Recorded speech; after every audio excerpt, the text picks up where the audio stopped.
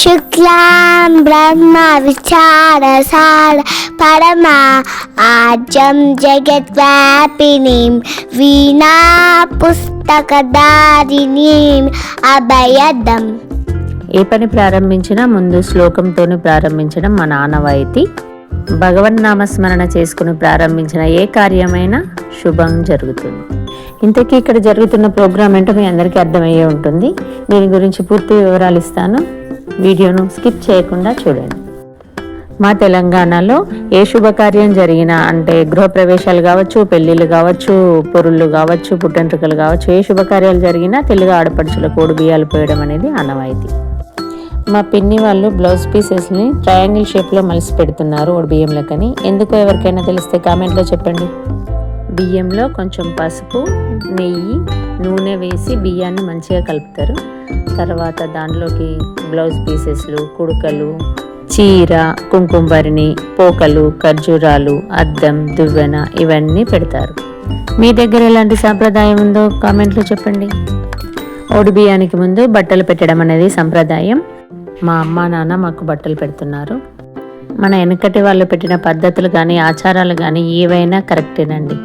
ఎందుకంటే అప్పుడు ఈ ఒడిబియ్య కార్యక్రమం ఎందుకు పెట్టిండ్రో తెలియదు, కానీ నేను అనుకున్నదైతే కుటుంబ వ్యవస్థ చిన్న భిన్నం కాకుండా బలంగా ఒకరి మధ్యలో ఒకరికి అనుబంధాలు ఉండడం కోసం ఈ కార్యక్రమం అనుకుంటున్నాను.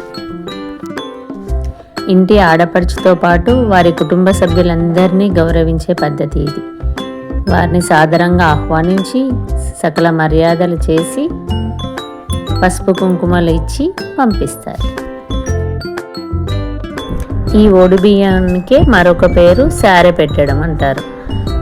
ఈ ఓడిబియ్యంతో పాటు పలహారాలు కూడా చేసి పెడతారు రకరకాలుగా. కర్జలు, సకినాలు, అరిసెలు, లడ్డూలు, ఇట్లా 5 రకాలు పెడతారండి.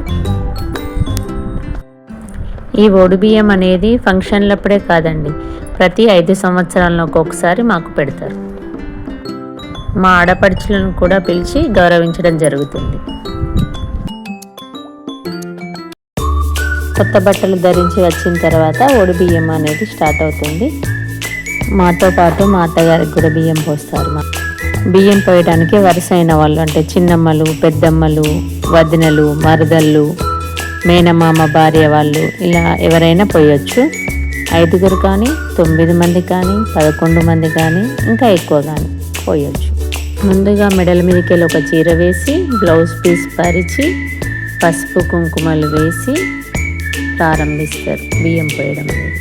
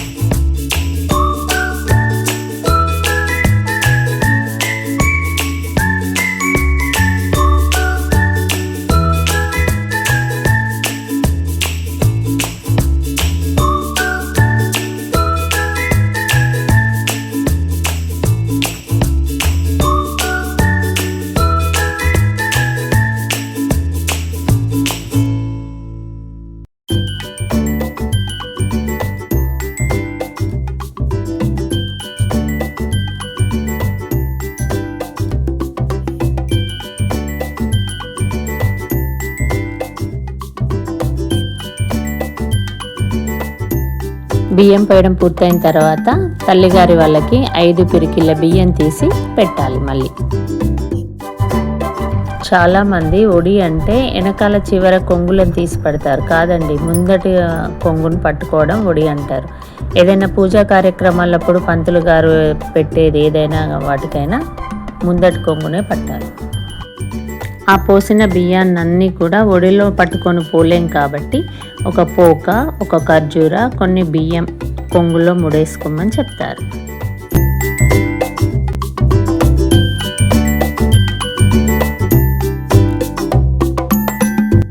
ఒడి బియ్యం పోసుకోవడం పూర్తయిన తర్వాత ఇంటికి వెళ్ళేటప్పుడు కడపకు బొట్లు అనేవి పెట్టడం ఆనవాయితీ. పసుపు కుంకుమ బొట్లు పెట్టడం ఆనవాయితీ. ఆ తర్వాత కూరల్లో చేతును గిలకిచ్చి ఉప్పులో ముంచి మరదలకు కానీ వదినకు కానీ ఆ ఇంట్లో ఎవరైతే వాళ్ళకి పూస్తాం. ఎందుకంటే ఉప్పులాగా సంసారం వాళ్ళకు ఊరాలని దీవెన పెడతాం. అందరికీ బాయ్ బాయ్. మా ఇంటికి వెళ్తున్నాం. ఇంటికి వచ్చిన తర్వాత ఒక మంచి రోజు చూసుకొని ఆ పెట్టిన శారెనంతా ప్యాకింగ్ చేసేసి ఒడిబియ్యం వండి దేవుని దగ్గర పెట్టేసి అందరికీ వచ్చిన బంధువులకు పంచిపెడతాం. Thank you for watching.